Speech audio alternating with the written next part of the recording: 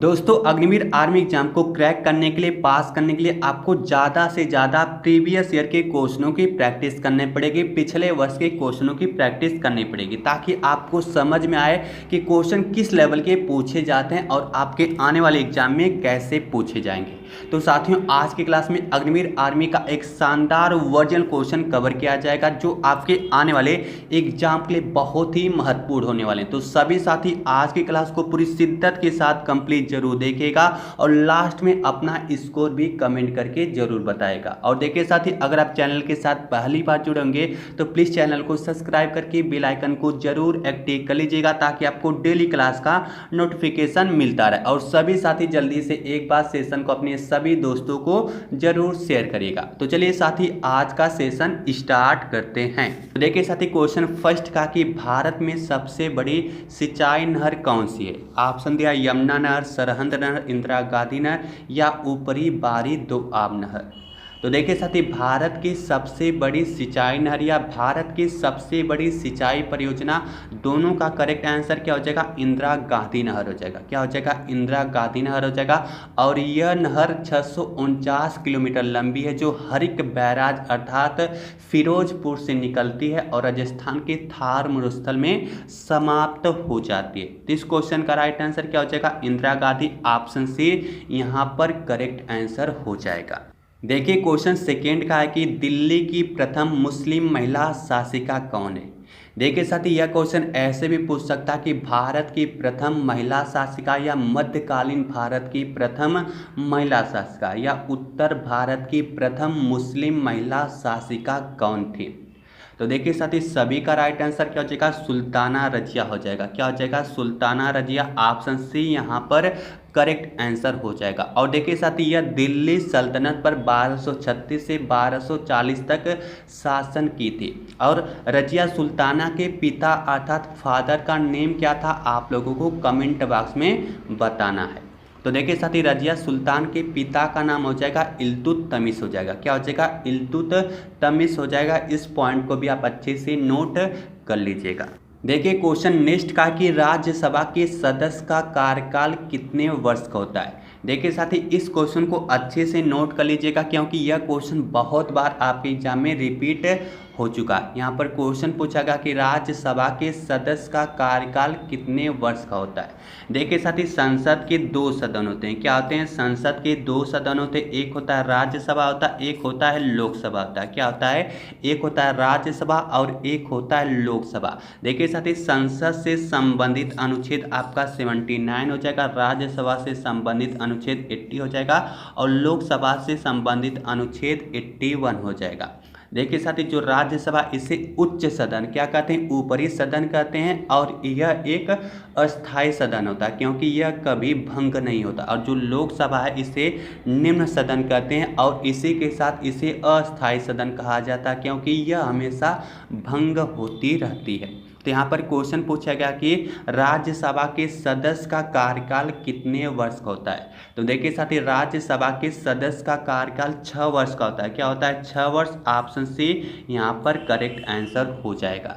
देखिए साथी अगर क्वेश्चन ऐसे पूछे कि राज्यसभा का सदस्य बनने के लिए, क्या राज्यसभा का सदस्य बनने के लिए या राज्यसभा का चुनाव लड़ने के लिए न्यूनतम उम्र कितनी होनी चाहिए, तब इसका राइट आंसर क्या हो जाएगा, 30 वर्ष हो जाएगा। इस क्वेश्चन को अच्छे से नोट कर लीजिएगा क्योंकि यह क्वेश्चन आपके एग्जाम में 100% देखने को मिल जाएगा। और देखिए साथी एक क्वेश्चन बहुत ही महत्वपूर्ण है जो बार बार पूछा जाता है कि राज्यसभा के सदस्य राष्ट्रपति द्वारा कितने मनोनीत किए जाते हैं।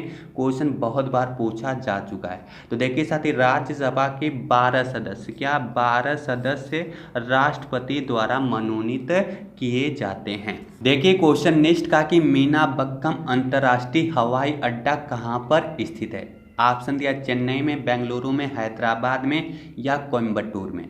तो देखिए साथी, जो मीनाबक्कम अंतर्राष्ट्रीय हवाई अड्डा है यह चेन्नई में स्थित है। कहाँ पर स्थित है? चेन्नई अर्थात तमिलनाडु में स्थित है। तो ऑप्शन ए यहाँ पर करेक्ट आंसर हो जाएगा। देखिए साथी, अगर क्वेश्चन पूछे कि सरदार वल्लभ भाई पटेल अंतर्राष्ट्रीय हवाई अड्डा कहाँ पर स्थित है, तब इसका राइट आंसर हो जाएगा अहमदाबाद गुजरात हो जाएगा। क्या हो जाएगा? सरदार वल्लभ भाई पटेल अंतर्राष्ट्रीय हवाई अड्डा अहमदाबाद गुजरात में स्थित है। और देखिए साथी, जो इंदिरा गांधी अंतर्राष्ट्रीय हवाई अड्डा है वह न्यू दिल्ली में, कहाँ पर? नई दिल्ली में स्थित है। और नेताजी सुभाष चंद्र बोस अंतर्राष्ट्रीय हवाई अड्डा कहाँ पर? आप लोग जल्दी से बताइएगा कि नेताजी सुभाष चंद्र बोस अंतर्राष्ट्रीय हवाई अड्डा कहाँ पर स्थित है। तो देखिए साथी, नेताजी सुभाष चंद्र बोस अंतर्राष्ट्रीय हवाई अड्डा कोलकाता अर्थात पश्चिम बंगाल इसका करेक्ट आंसर हो जाएगा। क्या हो जाएगा? पश्चिम बंगाल इसका करेक्ट आंसर हो जाएगा। तो इसको भी साथ में आप अच्छे से नोट कर लीजिएगा। देखिए साथी, क्वेश्चन नेक्स्ट का है कि निम्नलिखित में से कौन सा राज्य बुद्ध के जीवन से जुड़े थे? ऑप्शन दिया है कौशल, अवंती, गंधार या इनमें से कोई नहीं। देखिए साथी, इसके पहले आप लोगों से एक क्वेश्चन पूछा जा रहा है कि गौतम बुद्ध की माता का क्या नाम था। क्वेश्चन पूछा जा रहा है कि गौतम बुद्ध की माता का क्या नाम था। तो देखिए साथी, गौतम बुद्ध की माता का नाम हो जाएगा महामाया। क्या? महामाया था। और इनका संबंध कौशल वंश से था। किससे था? इनका संबंध कौशल वंश से था। तो इस तथ्य के आधार पे इस क्वेश्चन का राइट आंसर क्या हो जाएगा? कौशल हो जाएगा। क्या हो जाएगा? कौशल। ऑप्शन ए यहाँ पर करेक्ट आंसर हो जाएगा। और देखिए साथी, बहुत ही इंपॉर्टेंट क्वेश्चन है जो बार बार पूछा जाता है कि गौतम बुद्ध का जन्म कहाँ पर हुआ था। गौतम बुद्ध का जन्म कहाँ पर हुआ था, इसका राइट आंसर आप लोग बताएगा। और इसी के साथ बताएगा कि गौतम बुद्ध ने अपना पहला उपदेश कहाँ पर दिया था। तो देखिए साथी, गौतम बुद्ध का जन्म कहाँ पर हुआ था? लुम्बिनी में। कहाँ पर हुआ था? लुम्बिनी अर्थात नेपाल में हुआ था।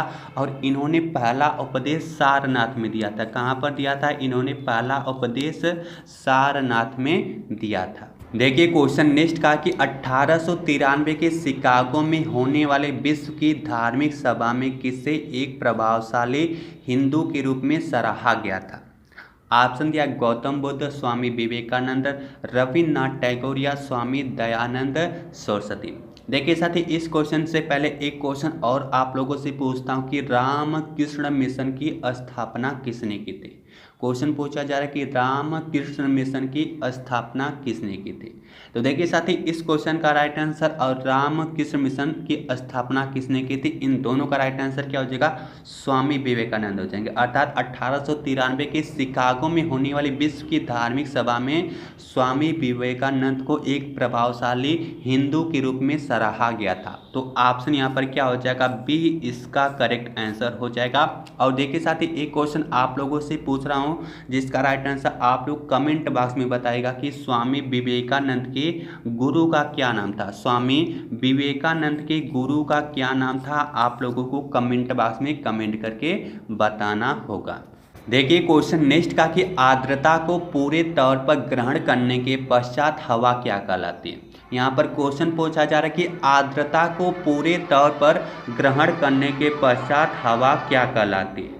तो देखिए साथी, आर्द्रता को पूरे तौर पर ग्रहण करने के पश्चात हवा को संतृप्त हवा कहते हैं। क्या कहते हैं? संतृप्त हवा कहते हैं। और इसी को भरी हुई हवा के नाम से जाना जाता है। तो ऑप्शन सी यहाँ पर करेक्ट आंसर हो जाएगा। देखिए क्वेश्चन अगला का है कि निम्नलिखित में से धौलाधार पर्वतमाला की मशहूर जनजाति का आपको नाम कमेंट करके बताना है। देखिए साथी, जनजाति से आपके एग्जाम में 100% क्वेश्चन पूछे जाते हैं। तो इससे रिलेटेड जो भी क्वेश्चन है आप उनको अच्छे से तैयार कर लीजिएगा। तो यहाँ पर क्वेश्चन पूछा कि धौलाधार पर्वतमाला की मशहूर जनजाति कौन है। तो देखिए साथी, इसका राइट आंसर क्या हो जाएगा? गड्डी हो जाएगा। क्या हो जाएगा? ऑप्शन डी यहाँ पर करेक्ट आंसर हो जाएगा। देखिए साथी, अगर क्वेश्चन पूछे कि अबोर जनजाति का संबंध किससे है, क्या अबोर जनजाति का संबंध किससे, तो इसका राइट आंसर जाएगा दक्षिण इथोपिया हो जाएगा। और थारू जनजाति कहाँ पर पाई जाती है, तो इसका राइट आंसर क्या हो जाएगा? उत्तरी भारत और दक्षिणी नेपाल हो जाएगा। तो सभी पॉइंट को अच्छे से नोट कर लीजिएगा। देखिए क्वेश्चन नेक्स्ट का है कि किस बैंक का मुख्यालय मणिपाल और कर्नाटक में स्थित है। ऑप्शन दिया Vijaya bank, syndicate bank, Canara bank या कारपोरेशन बैंक। तो देखिए साथी, जो सिंडिकेट बैंक है इसका मुख्यालय मणिपाल और कर्नाटक में स्थित है। तो ऑप्शन यहाँ पर क्या हो जाएगा, बी इसका करेक्ट आंसर हो जाएगा। और देखिए साथी, जो सिंडिकेट बैंक है इसकी स्थापना 1925 में की गई थी। कब की गई थी, 1925 में की गई थी। और इसका राष्ट्रीयकरण 1969 में किया गया था। कब किया गया था, 1969 में इसका राष्ट्रीयकरण किया गया था। और 1 अप्रैल 2020 को सिंडिकेट बैंक का विलय केनरा बैंक में कर दिया गया। तो यहाँ पर क्वेश्चन पूछा कि किस बैंक का मुख्यालय मणिपाल और कर्नाटक में स्थित है। तो इस क्वेश्चन का राइट आंसर क्या हो जाएगा, सिंडिकेट बैंक हो जाएगा। अब देखिए साथी, कुछ इंपॉर्टेंट बैंक के नाम बता देता हूँ जिनका मुख्यालय मुंबई में। जैसे यहाँ पर क्या हो जाएगा, SBI, क्या हो जाएगा, SBI बैंक हो गया, यूनियन बैंक ऑफ इंडिया हो गया, सेंट्रल बैंक ऑफ इंडिया हो गया और एक्सिस बैंक। इन सभी का मुख्यालय कहाँ पर हो जाएगा, मुंबई में हो जाएगा। क्या हो जाएगा, मुंबई में हो जाएगा। तो इनको अच्छे से नोट कर लीजिएगा। देखिए क्वेश्चन नेक्स्ट का कि भूमध्य रेखा कितनी डिग्री मध्यमान पर स्थित है। तो देखिए साथी, जो भूमध्य रेखा है वह 0 अक्षांश पर स्थित है। क्या 0 डिग्री अक्षांश पर स्थित है। तो ऑप्शन डी यहाँ पर करेक्ट आंसर हो जाएगा। देखिए साथी, अगर क्वेश्चन पूछे कि 23.5 डिग्री उत्तरी अक्षांश को क्या कहते हैं, 23.5 डिग्री उत्तरी अक्षांश को क्या कहते हैं, तब इसका राइट आंसर क्या हो जाएगा, कर्क रेखा हो जाएगा। क्या हो जाएगा, कर्क रेखा हो जाएगा। अगर दक्षिणी अक्षांश पूछेगा, मतलब 23.5 डिग्री दक्षिणी अक्षांश पूछेगा तो उसे मकर रेखा कहते हैं। और देखिए साथी, एक क्वेश्चन बहुत ही इंपॉर्टेंट है। क्वेश्चन पूछा जा रहा है कि कर्क रेखा कितने भारतीय राज्यों से गुजरती है। कर्क रेखा कितने भारतीय राज्यों से गुजरती है, इसका राइट आंसर आप लोगों को कमेंट बॉक्स में कमेंट करके बताना होगा। देखिए क्वेश्चन नेक्स्ट का कि खासी और गारो जनजाति मुख्य रूप से कहाँ पर रहते हैं या कहाँ पर पाए जाते हैं। ऑप्शन दिया मेघालय, मणिपुर, मिजोरम या नागालैंड।